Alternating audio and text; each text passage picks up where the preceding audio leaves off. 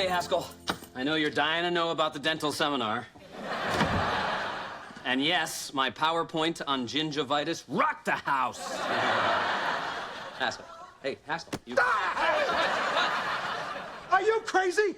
Sneaking up on a former junior scout? I didn't know you had the headphones on. I'm sorry. Yeah, I was trying to drown out all the loud sex noises coming from Phil's bedroom. I know. It keeps me up every night. I wouldn't mind it so much if he would let the girl talk, but he won't shut up. What's my name? What's my name? Hello, your name is Phil. Haskell, you see my vitamin water? Brother needs to hydrate, you know what I mean? Everybody in the building knows what you mean. Is there a problem? Yes, there's a problem. For once, I'd like to be able to watch Jeopardy without having to fight off another useless erection. Okay, we have a problem. My brand new Mauvier Cupernox pen is scratched. Yeah, I'm just gonna let the gravity of that sink in. Phil? Hey. Everything okay? Yeah, baby. No, baby, everything is not okay.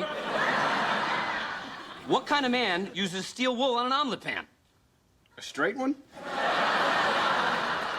We're not pointing any fingers, but I think Phil's lady did it. I did not. Not you, Toots, the one from last night.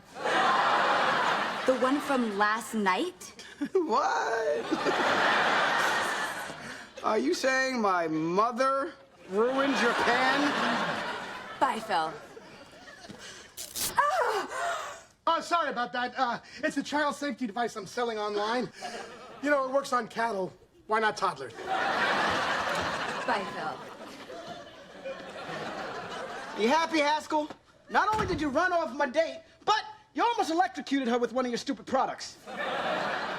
Pardon me for running a small home-based business and being the backbone of our economy. I am America. Yeah? Well, then I must be China because you owe me a lot of money and I'm starting to think I'm never gonna see it. We lost our homes, we lost our wives. Three strangers, what we gonna do? All of us, like you said, she put a roof over our head. Yeah, she came to our rescue. She's where we go when our hearts are broken. Where we turn when we finally learn.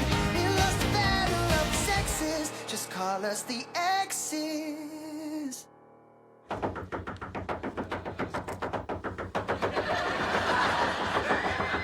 I'm coming, Stuart. Holly, you have to do something about those guys. I can't live with them.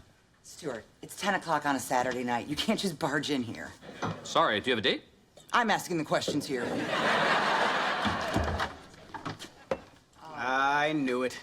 I knew you'd be over here running to mommy. Stuart, you are a child. Ooh, kooky corn.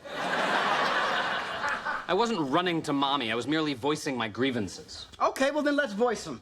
Holly, thanks to these two jokers, I had a woman walk out on me tonight. What if she was the one? Well, what was her name? Hurts too much to say. All right, you guys, I cannot keep doing this, okay? This is the third time this week you've been over here bitching about your problems. I'm not your mother. Arms up. Make so big, so big. Thanks. That was scary. Look, Holly, I've tried to reason with them. They won't listen. What are you talking about, Stuart? All I do is listen, because you won't stop talking. It's on and on All right, and okay. on and you don't. Boys, you want my help? Here's my suggestion. The three of you need to go into couples therapy. You mean like marriage counseling or? Exactly. I'm gonna give you the number of a terrific family therapist I recommend some clients to. She's in my building. Well, I guess I would be willing to work on us if they are. When you put us in air quotes like that, it makes me want to run into traffic. Phil, it's a great idea. Absolutely not. My people don't do therapy. We got Jesus. The Lutzes don't do therapy either. We just gather together at holidays and blame each other for destroying our lives. Last year, we marched up to the cemetery and kicked over Grandpa's headstone. Well, if they're not going, neither am I. Look, you guys, one thing I learned working with divorced couples is if you don't deal with these problems now, the anger and resentment will build, and then your relationship is doomed. But you're grown men. I certainly can't tell you what to do. That's right, and I got... Where you going?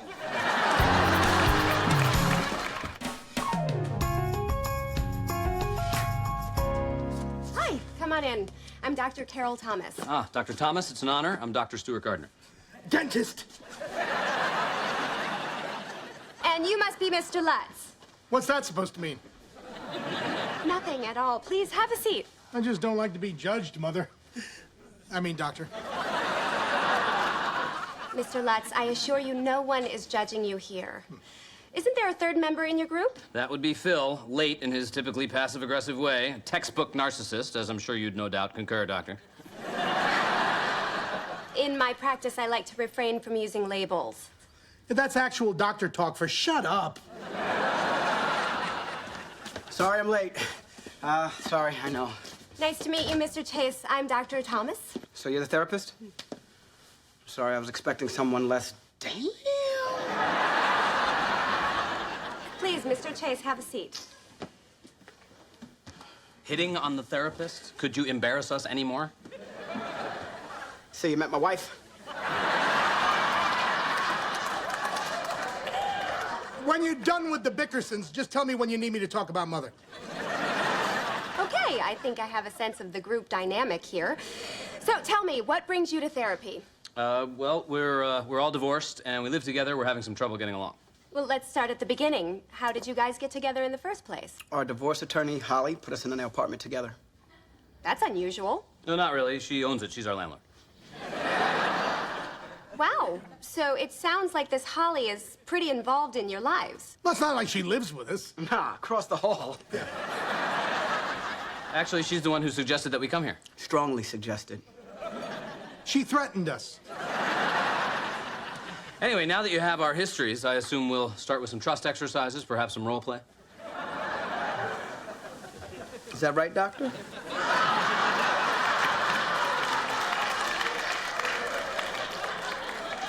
You like a little role play? We'll certainly work on communication skills, but first I think we need to deal with the bigger issue here. Mother? And her fall-away house dress?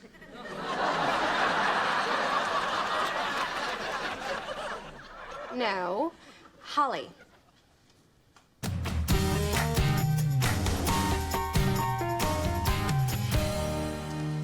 Stuart? Haskell?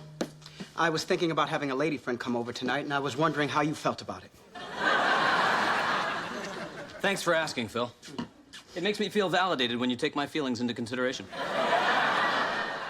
I'm fine with it, as long as my cookware is respected. I'll honor that. Haskell? I, too, am fine with it, as long as the noise generated through coitus is kept to a respectable level. I'll be mindful of your concerns, and as such, keep the ass-smacking to a minimum.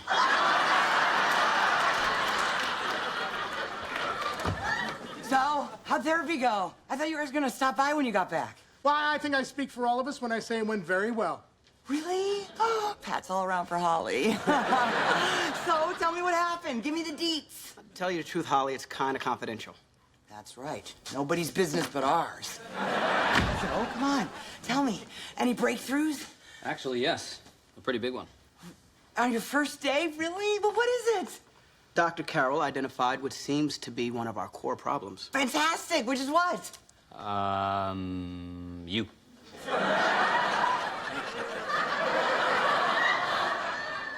Me? Wait, how am I your problem? Holly, Dr. Carroll said not to discuss the Who therapy. cares what Dr. Carroll said?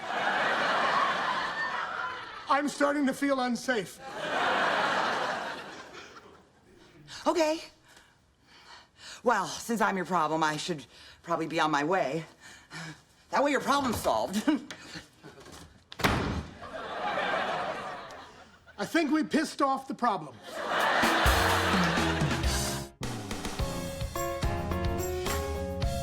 I'm the problem?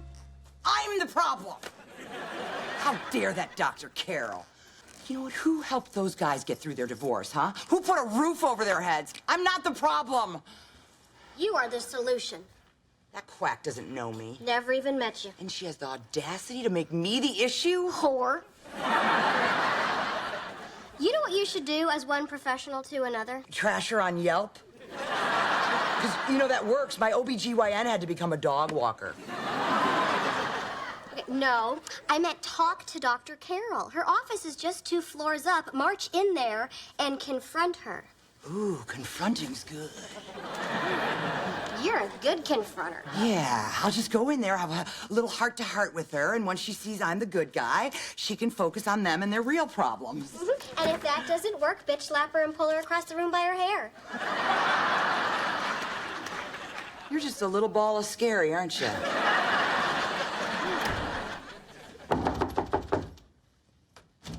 Dr. Thomas. Anybody here? Huh. Ugh. Oh my God, their file. Come on, just a little bit of it. Yeah, so I'm just trying to find out if there's a way. Well, come on in. We'll get started.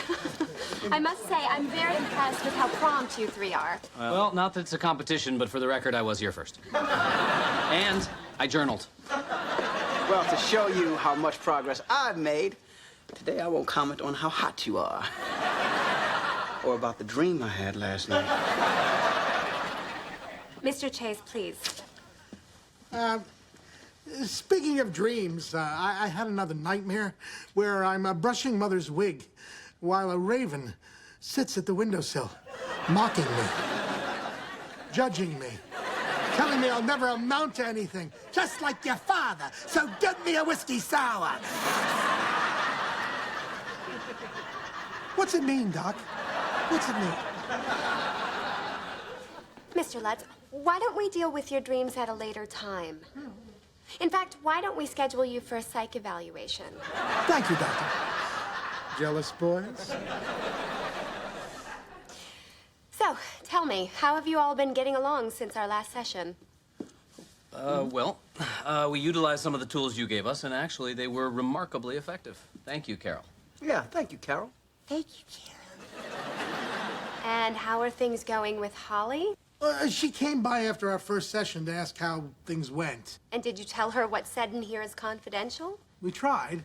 But she kept probing, didn't she? I'm not surprised. Clearly, she has no boundaries. Boundaries? I don't have boundaries? Then we told her that you said she was the problem. Interesting. And how did she react? Well, she was somewhat stoic, but behind the facade, I could sense a great deal of sadness. I just wanted to hug her. Oh, that's my boy. But then I realized that would play into her overwhelming need to control me. You little bitch. Good for you, Stuart. Although Holly masks it as compassion, the truth is she attempts to find fulfillment by manipulating you guys into thinking you need her. It's actually kind of pathetic. Pathetic? I'm pathetic? How's that?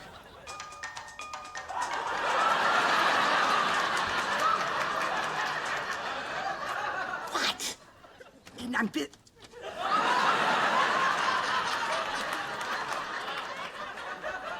Lady, you got a lot of nerve. Let me guess. Holly? That's right. The pathetic one.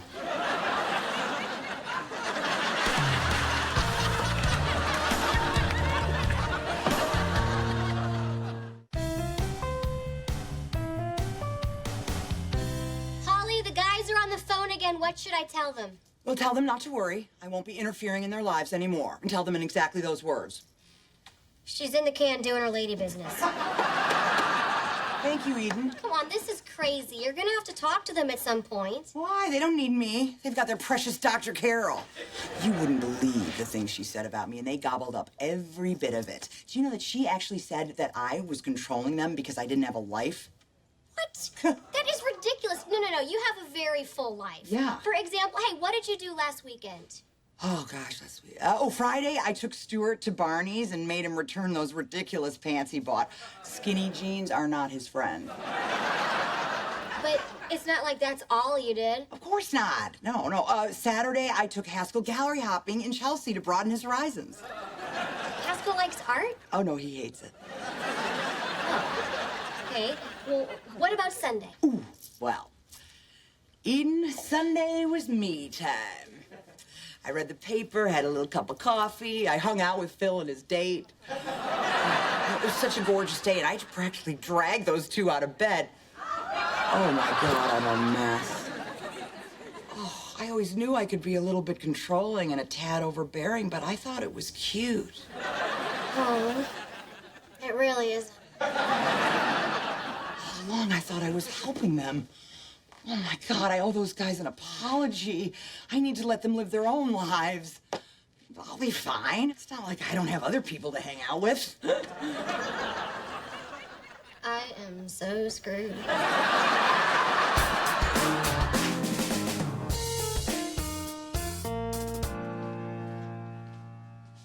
All clear. That was fun. I think we accomplished a lot today. Yeah. I'm really glad you suggested a one-on-one session. This would have been totally wrong in the group. Oh, I better go. Oh, why do I always fall for the bad boys? Perhaps we'll explore that in our next session. Oh, my God. I thought you said they were at the movies. They're supposed to be. Get in the closet! What? In the closet! What are you guys doing home so early? Movie was sold out. And rather than assigning blame, we took ownership of our mutual tardiness and shared our feelings in a paddleboat ride in Central Park. Dr. Carroll would be so proud. Yeah, proud. What do you say we head down to the bar? I'm buying. Oh, Holly. Sorry, guys, I really need to talk to you. Oh, good. Well, we'd like to talk to you, too. Yeah, I'll put on some tea so we can dialogue. Oh, but hey, guys, what do you say we dialogue in a neutral place like the bar? Phil, please, let me get this out, okay? I really owe you guys an apology. I'm sorry. From now on, I promise to be a better friend and take a step back. I mean, Dr. Carroll was right. I have just so overstepped my boundaries. I don't know.